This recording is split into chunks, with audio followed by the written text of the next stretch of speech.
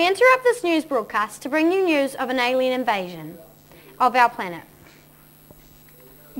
A few moments ago, Earth was invaded by supernatural beings from outer space. We now go to our report of peace in Wellington, where an alien spacecraft has landed near the Houses of Parliament. What can you tell us, Peace?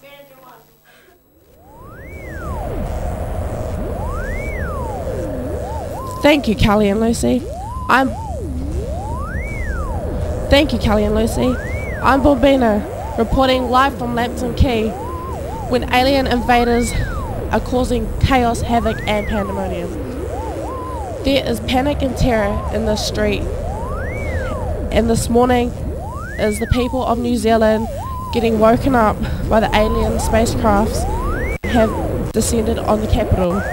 There are also reports of alien agents throughout the towns and cities of New Zealand. While it is unclear if we are actually under attack, these space invaders seem capable of destroying the country and our planet, unless we give them what they have been coming for, without no hesitation. It seems they will not take no for an answer, and humankind will never be the same again. Only one thing everybody should know is that there are so many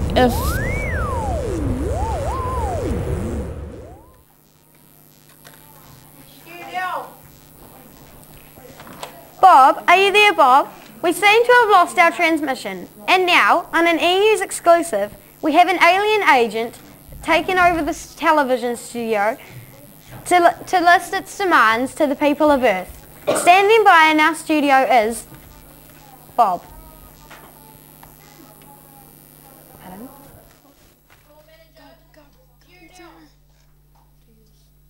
Well, yes. This terrifying alien thing said, give us your studio or else. So we said, okay then. But the atmosphere down here is very tense as we wait on the demands of these super beings which will decide the fate of the human race. What we can tell you is these alien creatures smell really awful, like a mixture of sewage and rotten potatoes. And they have terrible manners. Now it looks like the spokes alien is about to address humanity through a special translation device. Ugh! People of Earth, please listen carefully. We, the superior beings of planet Ting from the galaxy of Zing, demand from you puny humans the following things in no particular order. Number 1, we want chocolate.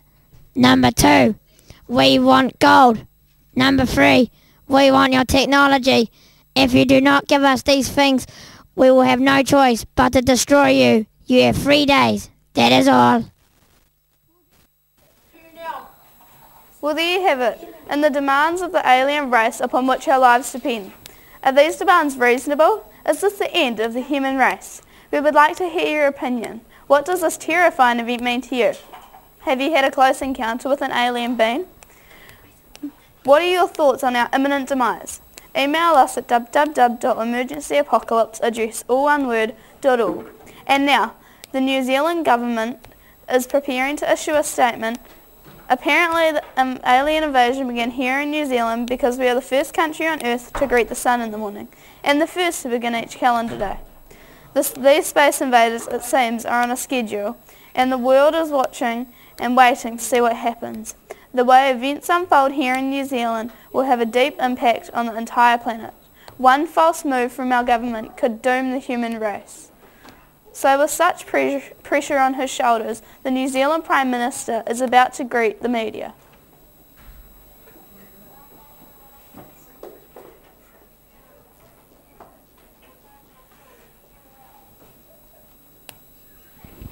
While crowds of people are wandering around, mainly commuters and people coming home from bus, they seem confused and a bit sleepy. I don't think they have an idea what has happened. Aliens have invaded people. Wake up! Be afraid! Wait. Now I think I see the Prime Minister. Yes, here he comes to address the nation.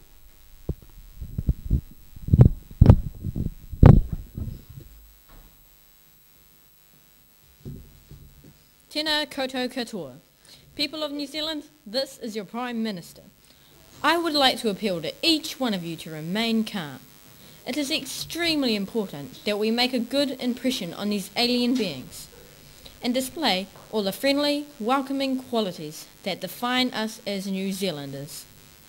We must each do our best to make these powerful space aliens welcome. We will be holding an official pōwhiri later today, and I will personally be inviting the alien leader to join me on a helicopter tour of our beautiful country.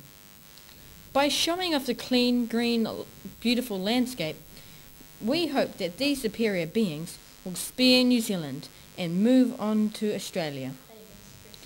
A government helpline has been set up to give advice on what to do if you encounter one of these alien beings. We think the best thing to do is to hold your breath, smile in a friendly manner, and then quickly run away. This information is also available on the government website. Go to www.alieninvasion.govt.nz. Please go about your business as usual. The buses will still run. The rubbish will still be picked up. The economy will wait for no one. That is all. Thank you, Prime Minister, for those words of wisdom, which are bound to stop people from panicking, looting and rioting. An alien invasion has the potential to unite the world as one, or it could destroy us all. And we have already had some interesting feedback from our viewers, who have some pretty strong opinions, most of them against the alien invasion. Max of Newton wrote, "The invasion will affect all of us in some way, and we must be prepared for the worst."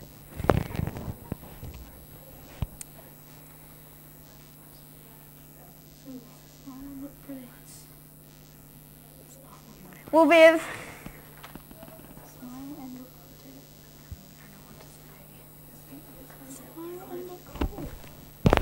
that we're better off without it at all. So these hostile aliens are making unreasonable demands on the people of Earth, and we have 3 days to give them what they want, or we're all dead. My question is, where to from here? What do we know about these alien beings? Can we afford to ignore them? And where is the safest place for me to go after this news broadcast? We look forward to hearing more of your views on these and other matters. And to help us answer these rather tricky questions, we have a panel of alien experts in the studio to discuss this alien invasion and what you at home can do about it. Introducing Angus Haggis, an expert in haggis and golf. James Bedford, who is an expert in everything, from Wellington. Mary Ray, an expert in lambs with a certificate in lamb husbandry, along with Madison, an expert in I don't know what. Can you hear me there?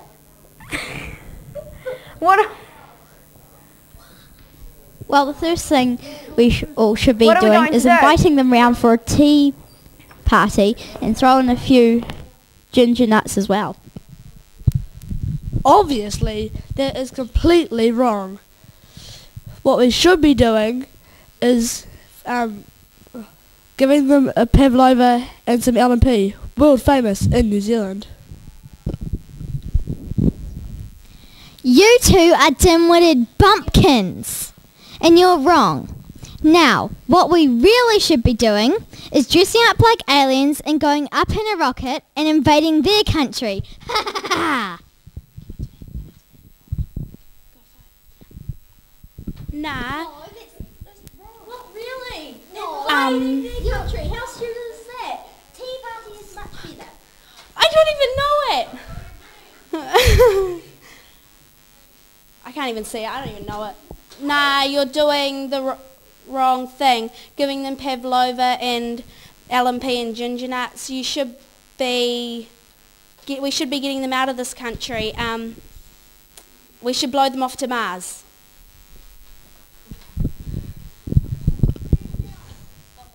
So much for the experts. Are they right? Who can tell? I guess we'll find out soon enough. In the meantime, let's have a look at the havoc and mayhem that is happening up and down the country with Miranda and Leon. What's been happening, guys?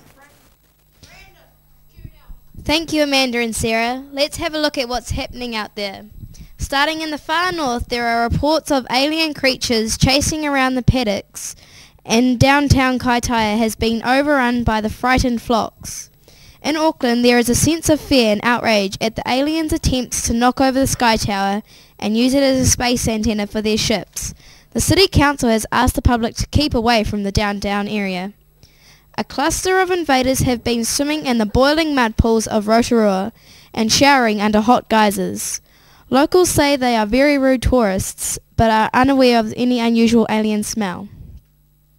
Hawke's Bay wineries have become the focus of some curious space invaders who have been seen guzzling vats of wine and passing out in the vineyards, where toxic alien vomit is being cordoned off by police. Wellington has become a landing hotspot for the alien invaders. They are using the railway station and central bus terminal as a transit lounge where they can relax after a long space flight, get used to Earth's atmosphere and refreshen themselves in preparation for killing us all. There may be some disruption to train and bus services. In the top of the South Island, people in Kaikoura are appealing to their whale pollution for support, believing that the sea creatures' size and intelligence could save us all.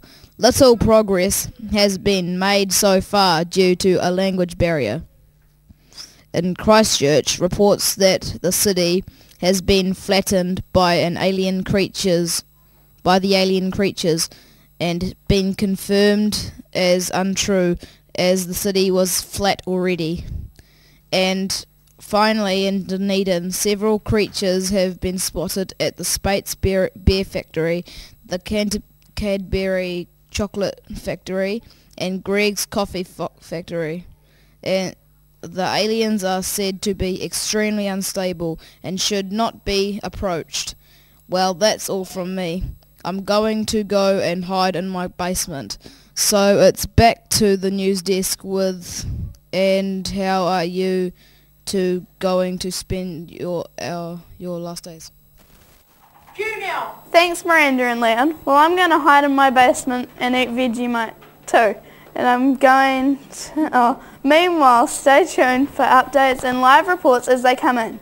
If you'd like to keep up with our probable demise on our webcam, just log on at our webpage and click on TV Studio /alien evaporation. Goodbye, everyone. Thank you to these terrifying, strange, foul-smelling aliens beings. Having mercy on all of us. From the whole team at E-News Broadcasting. From the whole... Good night. Good night, everybody.